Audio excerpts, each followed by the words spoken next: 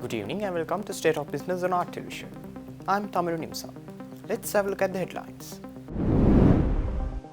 Sri Lanka's February 2025 external sector performance shows mixed signals. Election Commission announces postal voting dates for local government elections. News in detail. The Election Commission Chairman RMAL Ratnayaka officially announced the postal voting dates for the upcoming local government elections at a press conference held at the Commission premises recently. According to the Commissioner, postal voting will take place on April 24th, 25th, 28th and 29th. තැපැචන්ද ලකුණු කිරීම සම්බන්ධයෙන් අපි මීට පෙර නියම කර තිබුණු දිනවල සුළු සංශෝධනයක් සිදු කර තිබෙනවා.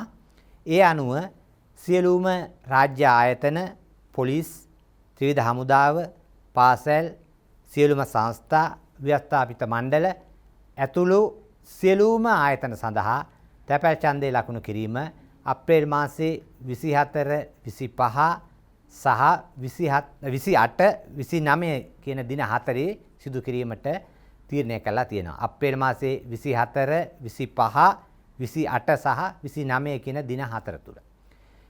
කිසිදු වෙනස්කමක් නැතුව සියලුම රාජ්‍ය ආයතන සහ අනිකුත් සියලුම ආයතනවල තැපැල් ඡන්ද දායකයින්ට මේ දින හතරේදී තමන්ගේ කාර්යාලයේදී අදාළ තැපැල් ඡන්ද පත්‍රිකා සලකුණු කිරීමට අවස්ථාව ලබා දී තිබෙනවා. ඒ වගේම මහනුවර දළදා දැක්ම සඳහා විශේෂ රාජකාරිවල යෙදී සිටින ශ්‍රී ලංකා පොලිසිය සියලුම නිලධාරීන් සඳහා විශේෂ තැපැල් ඡන්ද මධ්‍යස්ථානයක් මහනුවර උසස් බාලිකා විද්‍යාලයේ පිහිටවනු ලබනවා. ඒ වගේම ඒ සඳහා යෙදෙන ත්‍රිවිධ හමුදා නිලධාරීන් සඳහා ඒ හමුදා නිලධාරීන්ගේ හමුදා කඳවුරුවලදී ඒ අදාළ අනදෙන නිලධාරීන් විසින් නියම කරනු ලබන සහතික කිරීමේ නිලධාරියෙක් ඉදිරියේ මේ දින හතර තුල තැපැල් ඡන්දය සලකුණු කිරීමට අවශ්‍ය පහසුකම් සලසා දී තිබෙනවා.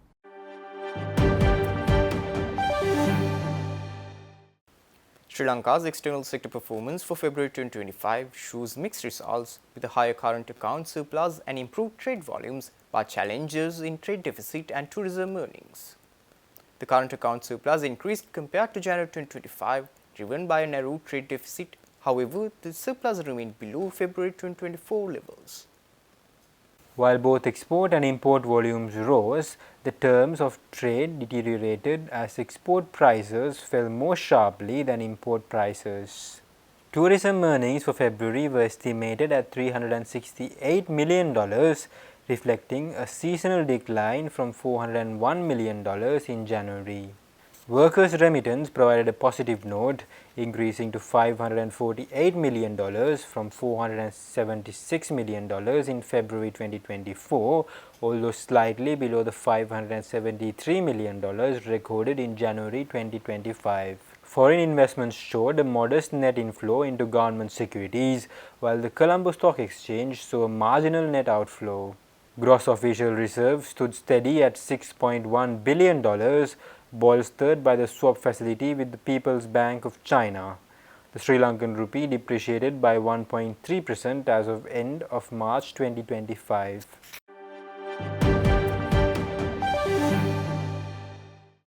Sri Lanka's foreign reserves witnessed a notable rise in March 2025, primarily due to receiving its fourth program tranche from the International Monetary Fund.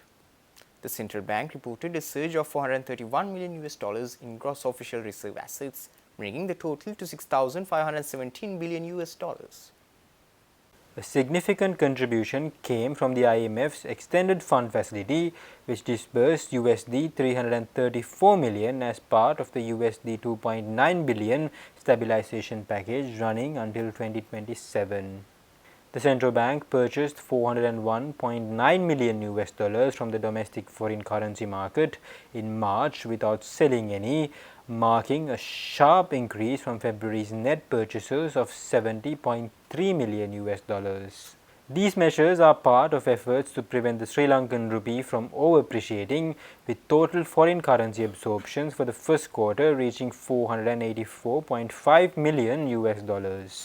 The reserve boost highlights the impact of international financial support and strategic domestic interventions by the central bank.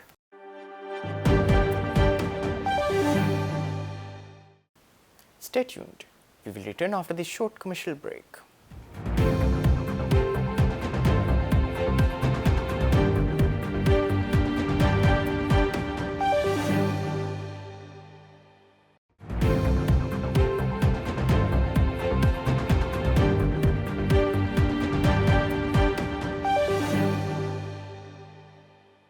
Welcome back after the break.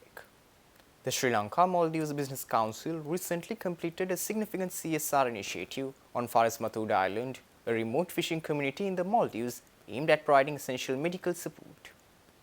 In collaboration with M. Vikramarachi, an optician and hearing care specialist, the council distributed 600 pairs of spectacles, 100 sunglasses and 5 hearing aids.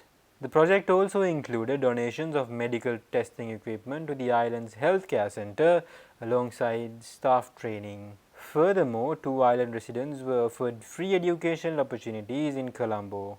SLMBC President Sudesh Mendes praised the initiative for strengthening ties between Sri Lanka and the Maldives.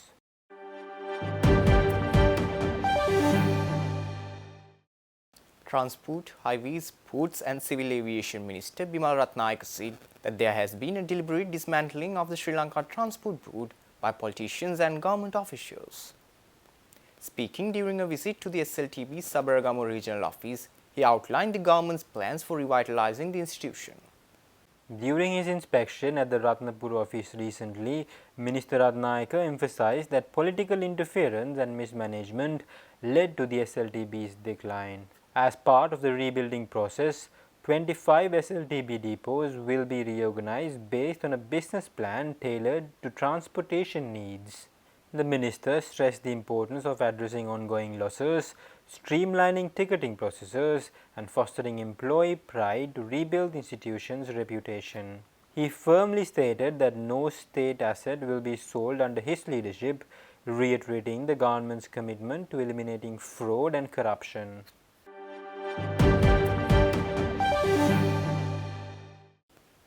Urban Agri, Sri Lanka's pioneer in vertical farming since 2019, is revolutionizing agriculture by introducing advanced technology to grow high-quality, pesticide-free produce with minimal resource use.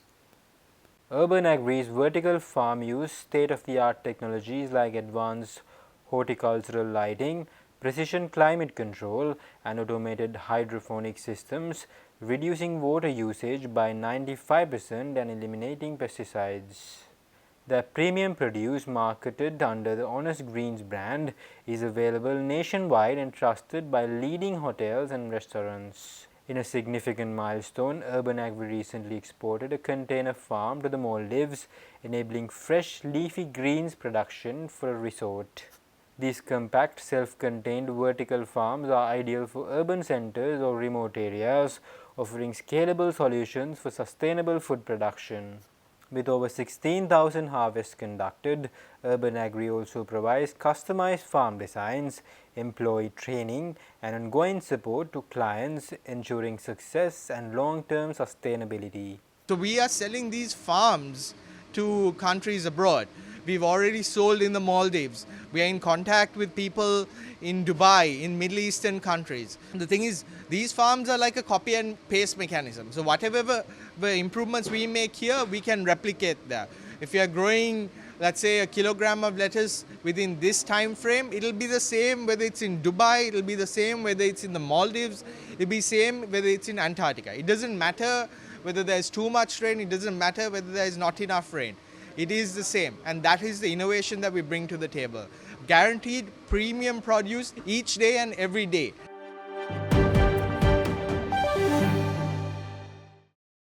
Stay tuned for stock update.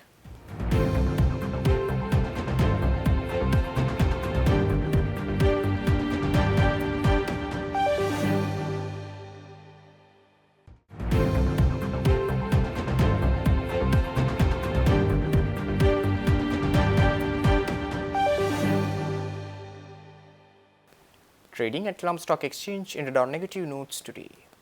The all share price index dropped by 43.75, close at 15,555.86. The S&P SL 20 dropped by 31.65, close at 4,589.57.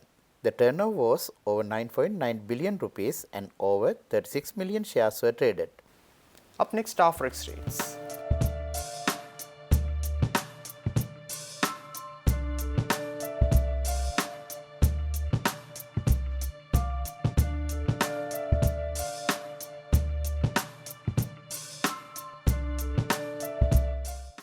That's all our news for today. For this and more, subscribe to our channel on YouTube and follow us on Facebook. Take care and good night.